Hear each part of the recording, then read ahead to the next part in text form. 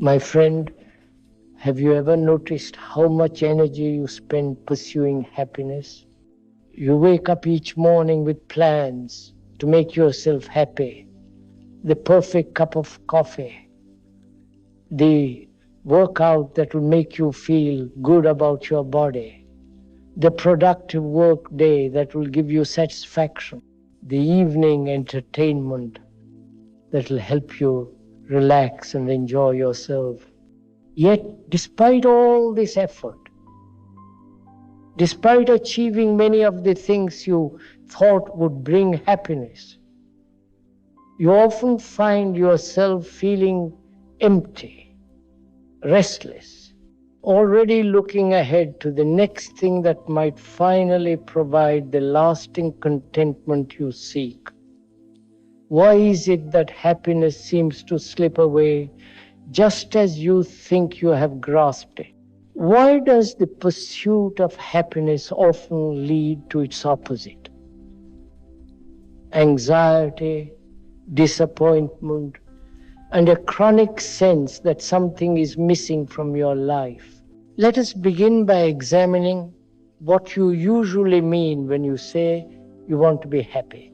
Watch your mind throughout a typical day and notice how often you are seeking pleasure and avoiding pain, seeking comfort and avoiding discomfort, seeking success and avoiding failure. You drink your morning coffee hoping it will give you energy and pleasure. You check your social media hoping for positive feedback that will make you feel good about yourself. You work hard hoping for recognition that will bring satisfaction. You plan your weekend hoping for experiences that will create joy and relaxation.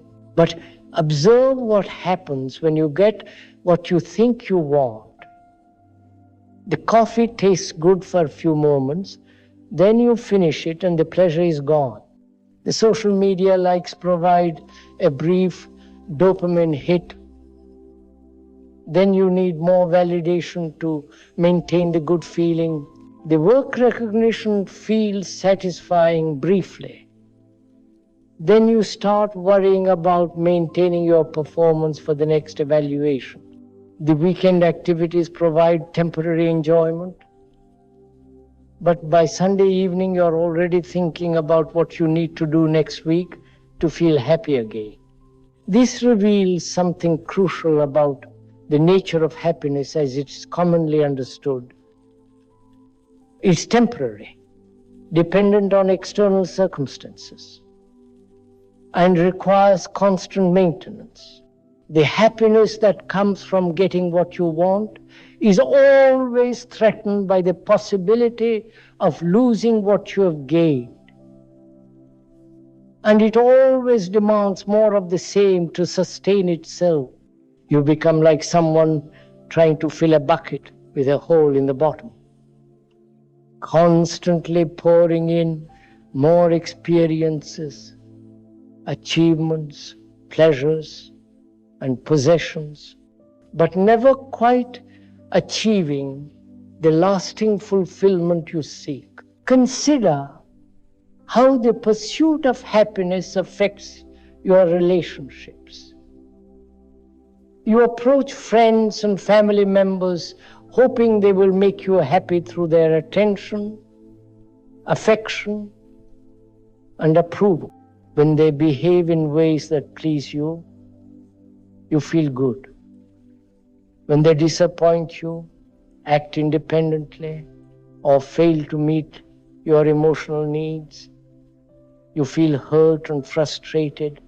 You have turned your relationships into happiness production machines, and the people you love into providers of your emotional well-being. But this approach to relationships creates tremendous pressure for everyone involved. Your friends and family feel the weight of your expectations, the demand that they contribute to your happiness. You feel constantly vulnerable to their moods and choices, never knowing when your happiness might be threatened by their decisions. The natural flow of human connection becomes contaminated by the agenda of happiness seeking, making genuine intimacy more difficult because everyone is performing rather than simply being authentic. What would relationships look like if you approach them not as sources of happiness, but as opportunities for genuine connection, understanding, and shared experience? When you are not seeking happiness from others, you are free to appreciate them as they actually are, rather than as you need them to be. You can be present to their struggles without feeling that their difficulties threaten your well-being. You can celebrate their successes without comparing their achievements to your own happiness levels. The workplace provides another arena where happiness chasing creates suffering. You may believe that if you just get the right job, the better salary, the corner office, the recognition from your boss, then you will be professionally fulfilled and happy. So you work hard toward these goals, sometimes sacrificing your health, relationships, and present moment contentment in pursuit of future happiness. But observe what happens when you achieve these professional milestones. The satisfaction often lasts only briefly before being replaced by new goals, new sources of anxiety, new reasons why your current situation is not quite enough to ensure lasting happiness. Or perhaps you are in the opposite situation, feeling trapped in work that does not inspire you, believing that your unhappiness is justified because your job is not fulfilling. You spend your days waiting for 5 o'clock, living for weekends, dreaming of vacations, planning for retirement, always seeking happiness somewhere other than where you actually are. This attitude not only makes your work experience miserable, but often prevents you from discovering whatever satisfaction or learning might be available in your current circumstances. But what if professional satisfaction had nothing to do with external circumstances and everything to do with the quality of attention and care you bring to whatever work you're doing? What if happiness at work emerged not from getting the perfect job, but from being fully present to the tasks at hand, finding interest and meaning in the process of work itself, rather than in its outcomes and rewards? Consumer culture specifically targets your happiness-seeking impulses. Advertisements constantly suggest that buying this product, traveling to that destination, upgrading to this service will provide the happiness and satisfaction you have been missing. You accumulate possessions, hoping they will make you feel complete, successful, attractive, or secure. But notice how quickly the pleasure of acquisition fades.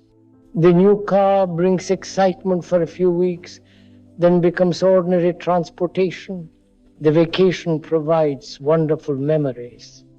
But soon you are planning the next trip to recapture that feeling of adventure and relaxation. This is not to suggest that material possessions or experiences cannot be enjoyable. The problem arises when you depend on them for your fundamental sense of well-being. When you believe that happiness can be purchased, achieved, or accumulated through external means. This belief keeps you in a constant state of seeking, always feeling that you are one purchase, one experience, one achievement away from the contentment you desire. Food often becomes another source of happiness seeking.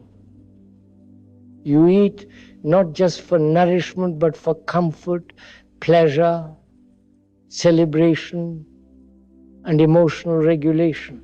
When you feel sad, you seek foods that will cheer you up. When you feel stressed, you crave foods that will provide soothing. When you feel successful, you reward yourself with special meals or treats. Food becomes entangled with your emotional states and your pursuit of happiness, often leading to complicated relationships with eating that serve neither physical health nor genuine satisfaction. But what happens when you eat simply to nourish your body, when you taste your food without demanding that it change your emotional state? Eating becomes more pleasurable, not less, when it is freed from the burden of providing happiness. You can appreciate the actual flavors, textures, and satisfaction of good food without needing it to fix your feelings or provide lasting contentment. Entertainment represents another major avenue for happiness seeking. You consume movies, music, books, games, sports, and various forms of media, hoping they will provide enjoyment, relaxation, inspiration, or escape from whatever difficulties you're facing. While entertainment can certainly be pleasurable and enriching, problems arise when you use it primarily to avoid discomfort rather than to enhance your life. When you need constant stimulation to feel okay, when you cannot tolerate quiet moments without immediate access to amusement, the addiction to entertainment often masks an inability to be present with your own experience without external distraction. You reach for your phone during any moment of boredom or discomfort, turn on music or television to fill silence, scroll through social media to avoid being alone with your thoughts. This constant stimulation gradually erodes your capacity to find interest and contentment in simple, unstimulated presence. Physical fitness and health practices often become colonized by happiness seeking. You exercise hoping it will make you feel good about your body, look attractive to others, provide energy and confidence. While physical activity certainly has genuine benefits for health and well-being, when it becomes primarily about pursuing happiness, it can create its own forms of suffering. Obsession with appearance, frustration when results do not match expectations, guilt when you skip workouts, comparison with others who seem more fit or disciplined. What happens when you move your body simply for the joy of movement itself?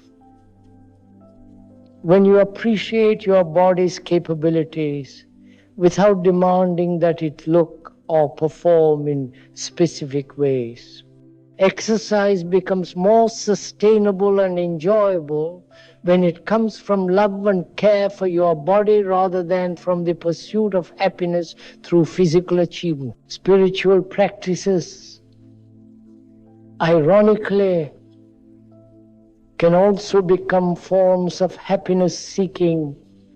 You may meditate, hoping to feel peaceful, practice yoga, wanting to feel centered, read spiritual books, seeking inspiration and insight. While these practices can certainly be beneficial, when they become another way of chasing happiness, they lose their transformative power You approach meditation not with openness to whatever arises, but with the agenda of feeling better. You practice yoga not to discover what is present in your body, but to achieve specific emotional or physical states. True spiritual practice involves being present to what is, not seeking to change what is into something more pleasant. This presence might sometimes feel peaceful and sometimes feel turbulent, might sometimes bring insight and sometimes bring confusion. The value lies not in the specific experiences produced, but in the deepening capacity to be with reality as it actually is rather than as you wish it were. But what is the alternative to chasing happiness? Does this mean resigning yourself to misery, giving up on joy, becoming passive about the quality of your life? Not at all. The alternative is discovering what is already here when you are not seeking something else. When you stop chasing happiness, you may discover contentment. When you stop demanding pleasure, you may notice simple satisfaction. When you stop avoiding discomfort, you may find that most discomfort is tolerable and often informative. This shift from seeking happiness to allowing contentment is subtle but profound. Contentment does not depend on circumstances being a particular way. It's the natural state that emerges when you are not fighting with reality, not demanding that life be different from what it is, not constantly reaching for something else to complete you. Joy also becomes possible in a new way when you stop chasing happiness.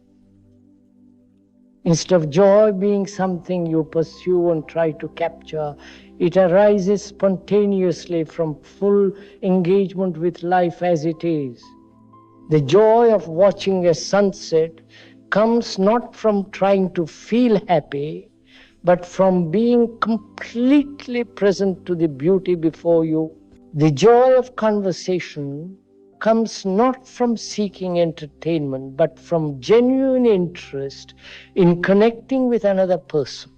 The joy of work comes not from achieving specific outcomes, but from bringing your whole intelligence and care to the tasks at hand. This natural joy is not dependent on circumstances, is not threatened by difficulties, and does not require maintenance through constant seeking. It emerges from aliveness itself, from the simple fact of being conscious and present to the extraordinary, ordinary miracle of existence. As our exploration concludes, you might notice that the mind wants to turn even this understanding into another happiness-seeking strategy. So if I stop chasing happiness, then I will be truly happy. But this too is missing the point. You cannot stop chasing happiness in order to get happiness. You can only stop chasing it by recognizing that the chasing itself is what prevents you from noticing the contentment and joy that are already available in this moment, just as it is, without needing to be improved, enhanced, or made more pleasant than it already is.